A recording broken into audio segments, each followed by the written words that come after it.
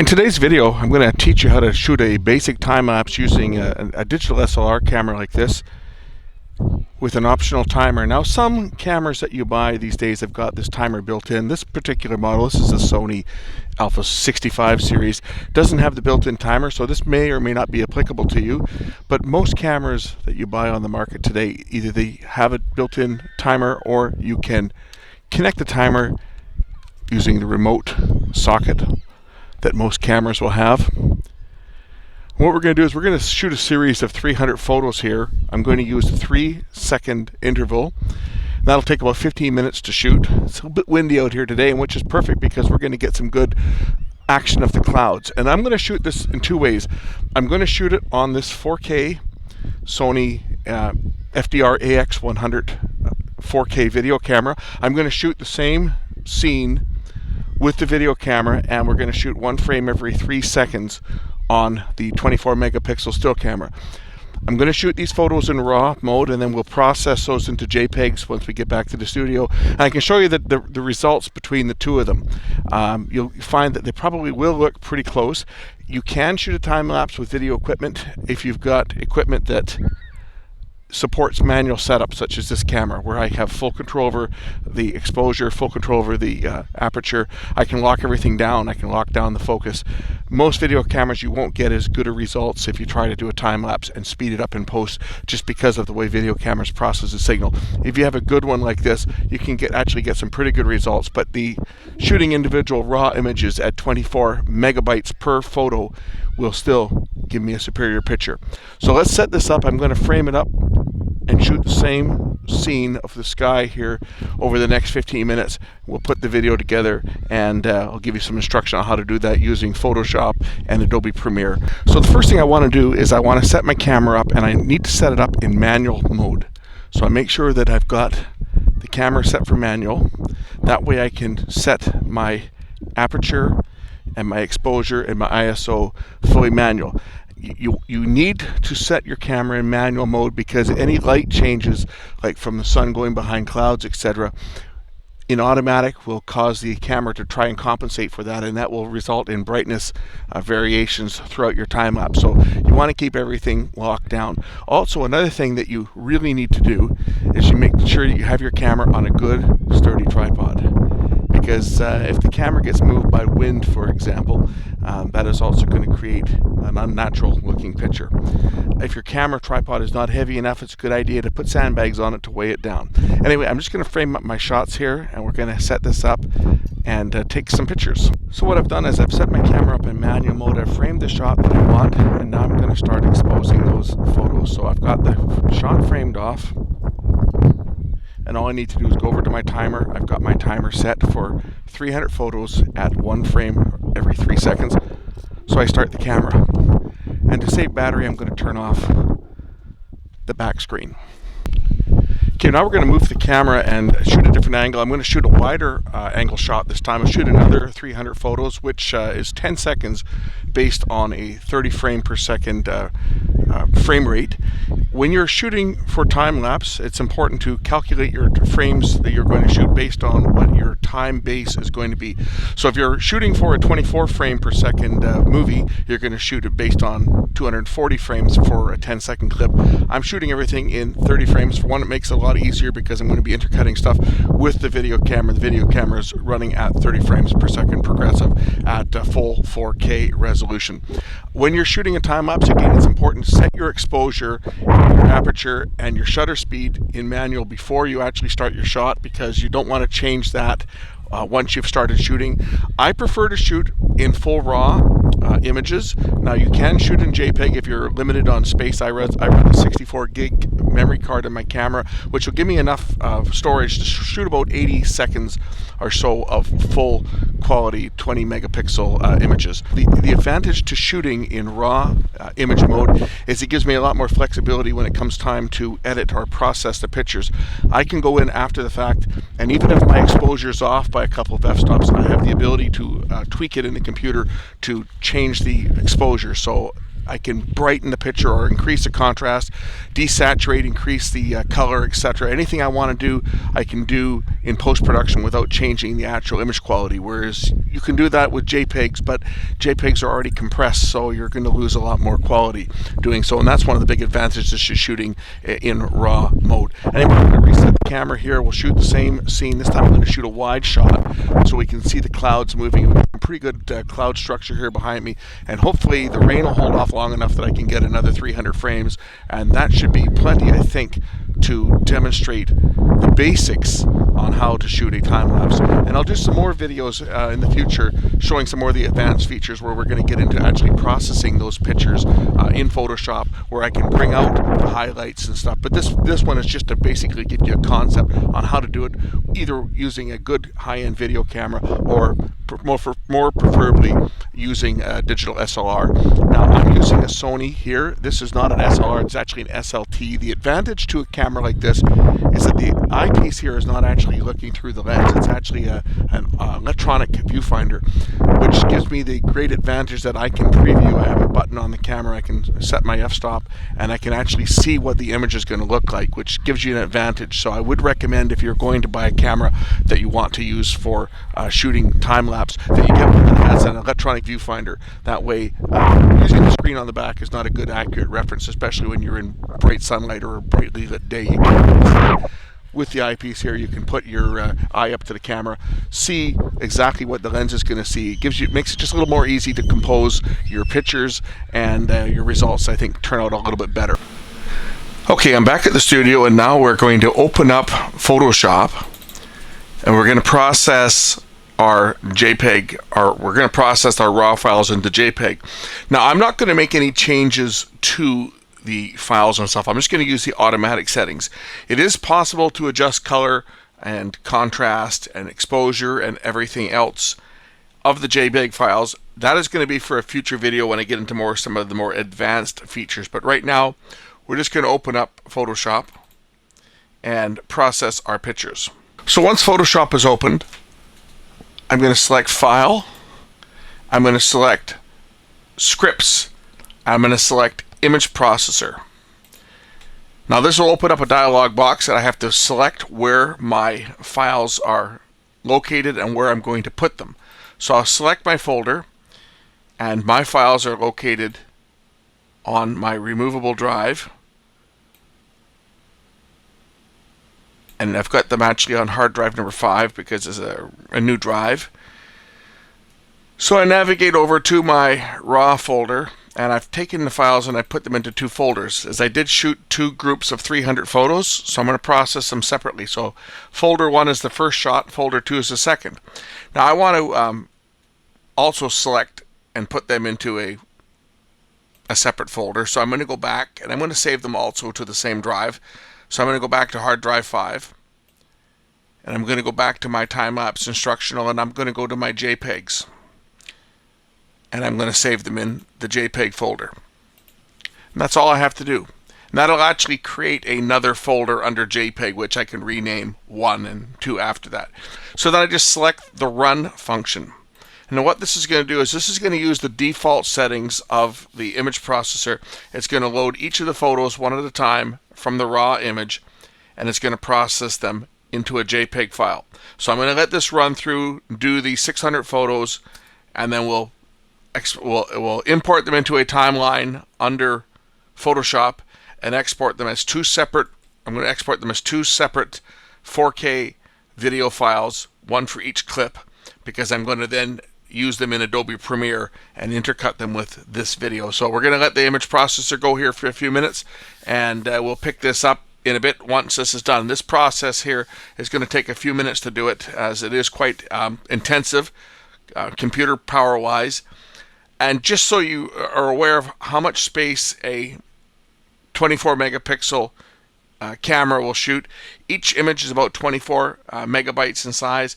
It's about 6.97 gigabytes of memory space required for 300 photos, which translates into a 10-second clip. So that just gives you an idea of how much space is required when you are shooting raw images. But the end result is superior, and you've got full flexibility. But again, if you're stuck with dealing with smaller memory cards, then you can shoot it in JPEG. You will get pretty good results, but you won't get the type of quality that you would expect to get shooting raw images. Okay, now the batch processing is completed, and my ARW or raw files have now been encoded into high quality JPEG. Now what I need to do is I'm going to go up to File. I'm going to click New. I'm going to set my size, my video space. In this case, I'm going to use a preset that I've set up for 4K UHD video, and I've set the resolution to 3840 pixels by 2160 pixels, which is the standard frame size for 4K video. If you were doing 1920 by 1080 for full 1080, you could select Film and Video and select your size here. So if you wanted to shoot 1080p, you would select that size. But I'm going to go back to my 4K ultra high def because that's what I'm going to produce this in. So I select OK. And now I'm going to go down to where it says, at the bottom here, it says Create Video Timeline. I'm going to click on the Create Video Timeline, and I'm going to go up to the Layer command. Select Layer, and then go down to where it says Video Layer. I'm going to select New Video Layer from File. Now at this point I have to go and I have to navigate to my files. So I'm going to go to my time-lapse instructional. It's going to be in the JPEG, and I actually have one in the one folder. The other one I didn't rename. This is actually the 2 folder. I never bothered to rename it. And pick the 1. I'm going to open it, and here's a list of all my files. I click on the first file and I click Open, and it's going to open the file. Now this file size is much larger than the screen size because this is the 20 megapixel camera image. It's also important to note that the digital SLR cameras will have a setting either for 3:2 or 16:9. You can shoot it in 3:2 and crop it to your 16:9 image, and for that matter, we can zoom in on the image if we want. For simplicity, I've just set the camera to 16:9, so I'm going to shoot it in its native resolution. In this video, we're not going to get into panning or zooming or tilting across the image, but that will come up in future videos when I get down to making another one. Okay, so we need to transform the image to an image that will fit our frame size. We're going to use a function called free transform, which if you select edit and free transform or control T. So I'm going to use the control T function, and that puts me into free transform.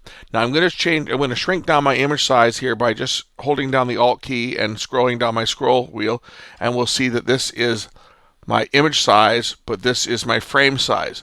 So I'm just going to take my image size and I'm going to click on it. I'm going to drag my image size back to fit in my frame.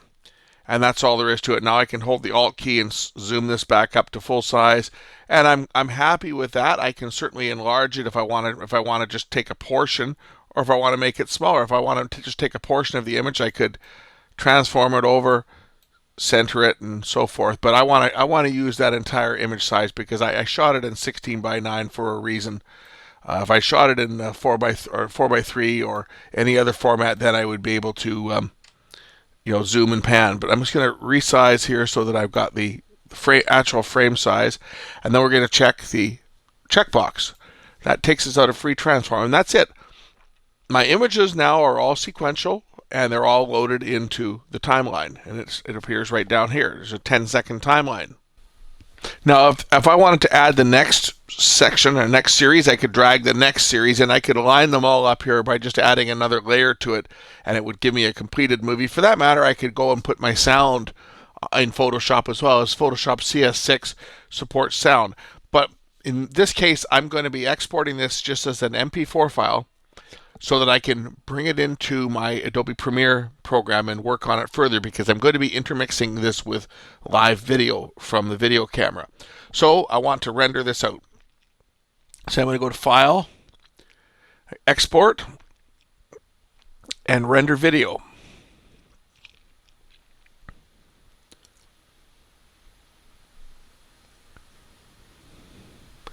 Now I give it a file name. So we'll call it Demo 1, and the next one will be Demo 2. And I've got it set to go to a folder called Time-lapse renders, but I can send it anywhere I want. So let's bring it back into this hard drive that I'm working on, which is hard drive number 5. And for that matter, I'm just going to throw it in the root directory right now. So right in the H root directory. I click render, and the video is now going to render. And this process does not take very long. This will only take a couple minutes to export this. So I'm going to export both of these clips, and then we'll close out Photoshop. Then I'm going to go into Adobe Premiere, and then we can edit the live video that was shot with the camera, as well as this video. And when I let the camera roll for the entire 15 minutes while I was doing the time lapse, I'm going to take those clips as well, and I'm going to time compress them in Premiere so that they will play at the same speed. So you're going to be able to get a look at the difference in quality between an image done with the SLR and an image done with the video camera. Okay, now that our rendering has been complete of our time-lapse still files, we're going to open up Adobe Premiere CS6, and we will proceed to edit the video. So the first thing we need to do is we have to make sure that CS6 is in the correct resolution. It probably is, because I think, yeah, the last project I worked on was in 4K, but I'll pick new project. I'm just going to call this one Time-lapse,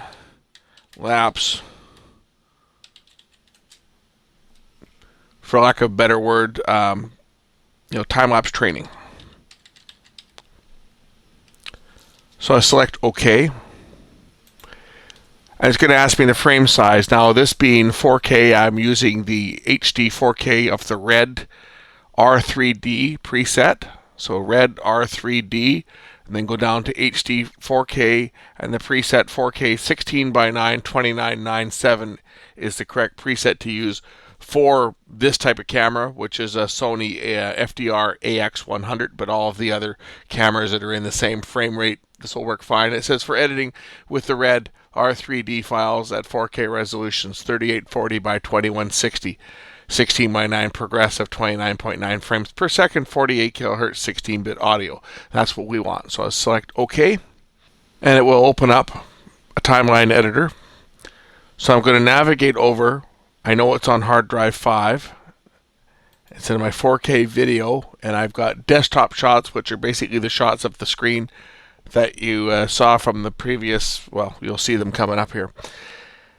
And the time-lapse instructional, this is me talking, so we're going to drag the first one in here, and if I want to fade up on it, for example, there I am with my shades on in the wind, with my camera set up.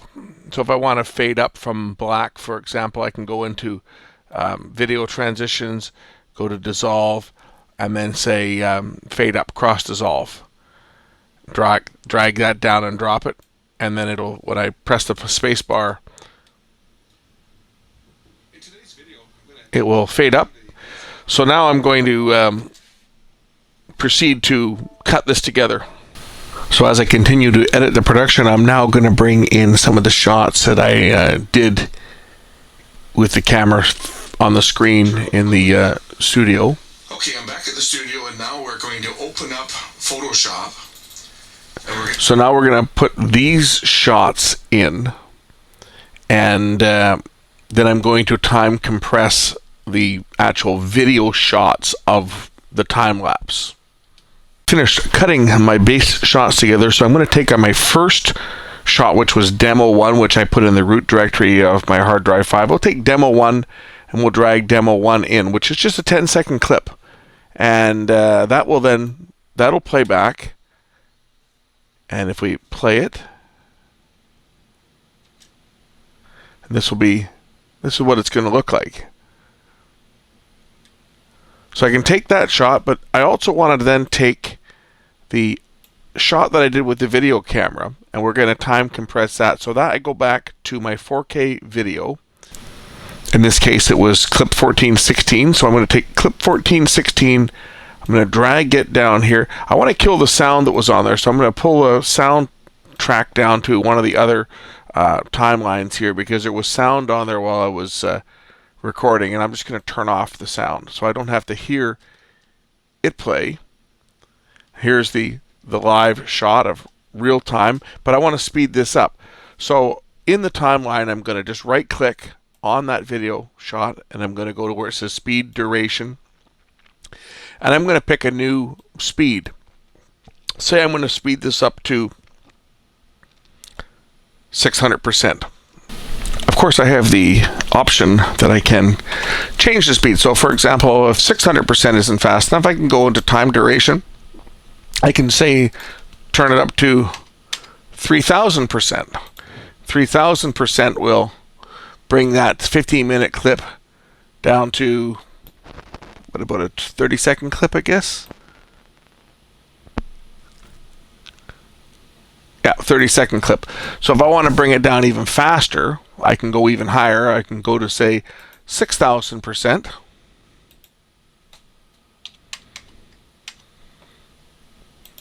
And as you can see, the timeline gets shorter, and as the timeline gets shorter, the video will play faster when I play it back.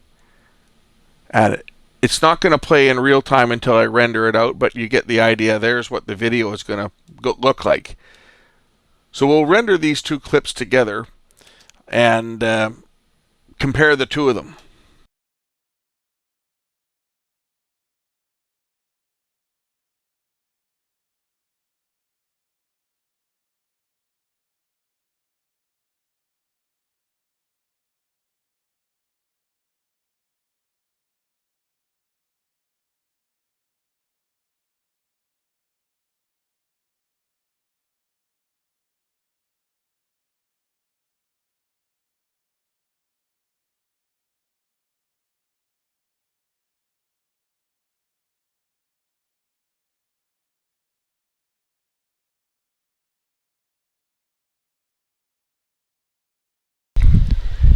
So that wraps up this edition on Introduction to Time-lapse Photography. I hope you've enjoyed this video, and I hope you got something out of it. And we'll see you in the next issue, where I'll teach you some of the more advanced shooting techniques and the more advanced processing techniques.